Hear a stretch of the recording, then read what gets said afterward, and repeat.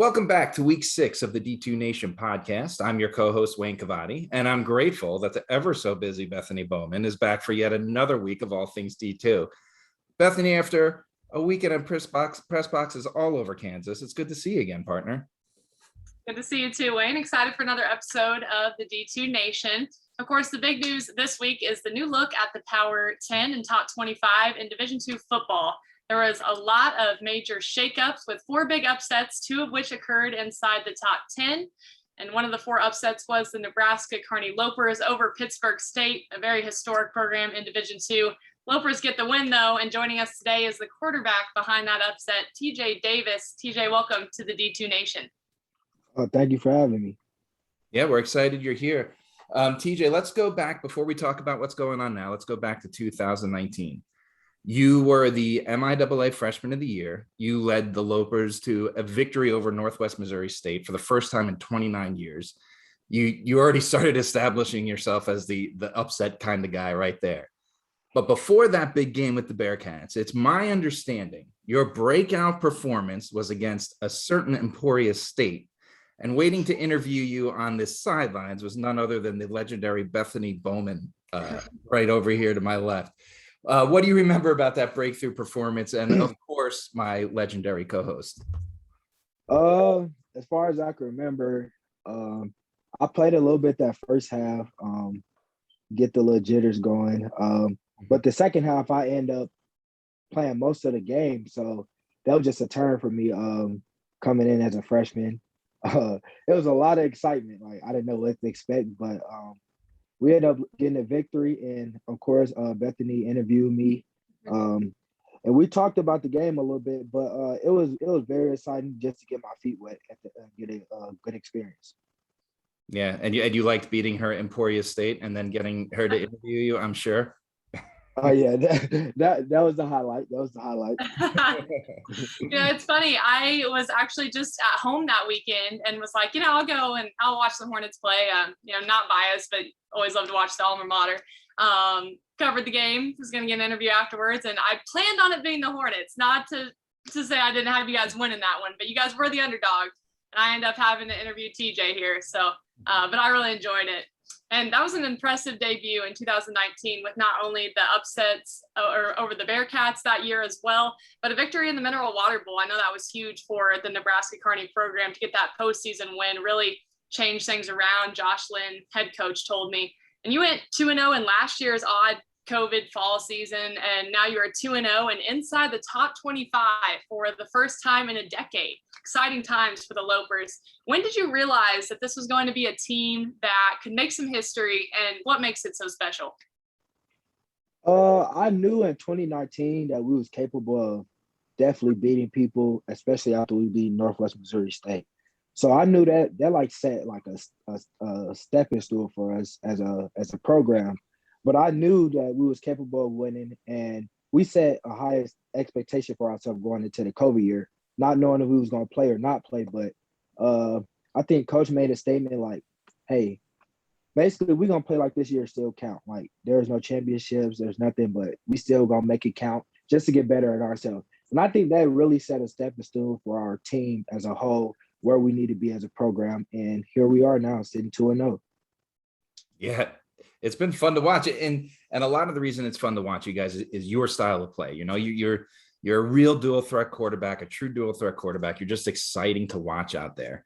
I don't know if you watched Monday Night Football with the Manning brothers going at it with Lamar Jackson last night, but all they kept talking about was, is he a drop back passer or is he a run first quarterback?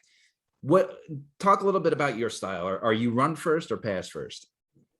I'm going to say in our offense, as many people know, I would definitely be described as a run first. We run probably 70% of the time. With the ball in my hand, start with me first. That's what I would say. A lot of people say that, like in the beginning of my as you call it, breakout season, that I couldn't throw the ball.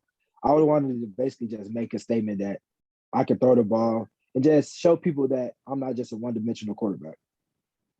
Yeah, I mean, it's starting to show. You're having 100-yard weeks. It's pretty impressive, and like I said, it's really fun to watch. And I guess just to build on the question a little bit, do you feel like the offense is getting more comfortable around you, that it's as you grow as a player, the offense is growing as a unit?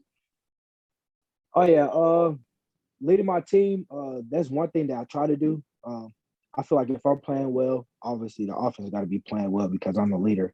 That's one thing I try to do. Lead my team by example. So if I'm not, I put 100% on myself. So if I'm not going right, I will blame it on myself, which that's one thing I can say.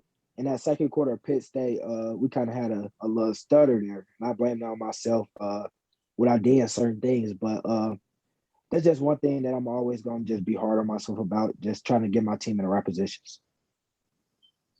So you mentioned that second quarter there at Pitt State. What was playing in the jungle like? Because that is one of Division II's best atmospheres. It has to be. It's so much fun. It's always electric there. What was that like for you? Oh man, it was crazy. Honestly, I'm gonna say the best thing they had was the fans. Like their fans was into the game. Like I heard them like right behind our bench, and they definitely, their fans were definitely in tune with what they had, and that's definitely hard coming somewhere that like we knew Pitt State was capable of being like one of the top 5 stadiums in D2, and we knew that we was going to be in a fight with the fans and the team. So we just came in there with a mindset. Coach played all week the Pitt State jungle song just so we could be prepared for it, and we definitely came in prepared. Yeah. And looking at MIAA football and your next 3 games, you have a 2-0 Washburn team next, Central Missouri, and then an under the radar Fort Hays State team who's 0-2, which I think a lot of people are surprised about because they are a good team. How do you prepare for a tough slate like that coming up and stay focused for this season? One thing we say is execute week in and week out. This is a hard conference. We know week in and week out, even the teams that aren't so hot, they'll come out and play week in and week out. So we know we got to prepare every week, not look too ahead of ourselves. We go in, we say be 1-0 every week, and that's our motto we're gonna stick to until we reach our goal. And now, just looking back on your time at Nebraska-Kearney so far, I loved being a Division II student athlete. I think you're loving being a Division II student athlete because you're having so much success. Now, that reminds me, I saw a tweet once, I think it was last season, or maybe in that breakout year in 2019, but there were some people saying you were the best quarterback in Nebraska, and that's saying a lot with the University of Nebraska being there too. No shade to them, but you really are doing well. What makes D2 so special to you? Because I think you probably could have had some opportunities to go play Division I if you wanted to. D2 is a special environment. I mean, I say a lot of people like within the community like actually care about you. Whereas in big schools, like you hear people talking about you, but like, do they really know you as a person? That's one thing I can say about D2. The community catered to you, like my teammates, everybody on campus. Like I know a lot of people and I interact with a lot of people on a daily basis. So that's one thing I can say is the community and just my teammates. They know that obviously we're not D1, but we call ourselves D1 because we're in the best MIAA D2 conference, and we just go in week in and week out, knowing that if we beat somebody, we'll get recognition just because this is a hard conference. But knowing that the community is behind you and supporting you, and knowing like actually your background, where you come from, they make you actually want to go play for somebody. And Bethany, that's been really the reoccurring theme we hear from everyone. It's the family environment in D2. And, I've said it as a beat reporter, just with coaches and SIDs and athletes that I keep in touch with after they move on. It's just that family environment. And I like the way that you put it, TJ, that it makes you want to go play for them and perform well. But okay, TJ, those were the really easy questions. This is now the hard part of the show. It's the D2 Nation hot seat. Are you ready?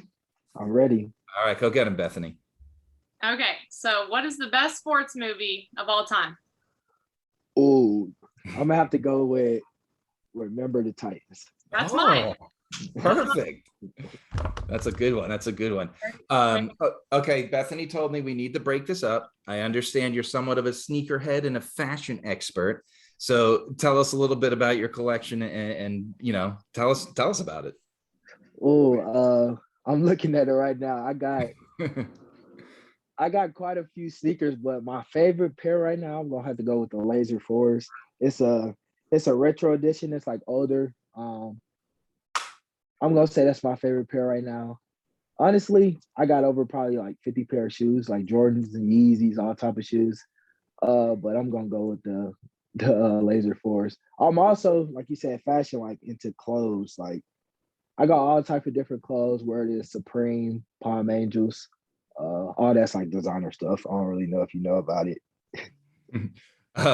So just if there is the TJ Davis Nike shoe, I'm a 10.5. Keep that in mind and feel free to send them this way, because I definitely want to be the first to get them.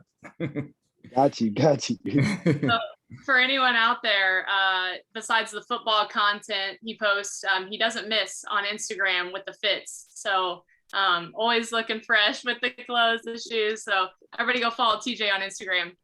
And what is in your headphones pregame to get you pumped up for a game? Oh, I like to listen to, I'm a big rap guy. So I'll say a few guys I listen to. My go-to is Lil Baby. It's not a specific song, but I listen to Lil Baby. Young Boy get me a little pumped up.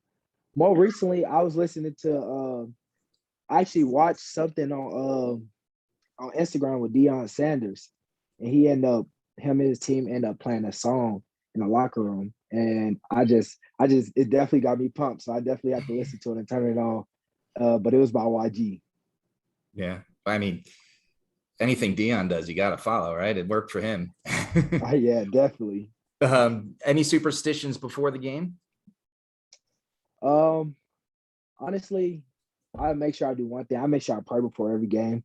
It's just like something my family and I always did growing up, even Little League. So I just try to keep that as a ritual. Just make sure I keep God first. What social media platform are you most addicted to, and who is like your favorite follow on social media personality? Like, who do I follow? That's my favorite? Or but first of all, which platform are you like most addicted to? Ooh, I'm gonna say it's like hand in hand between Instagram and Snapchat.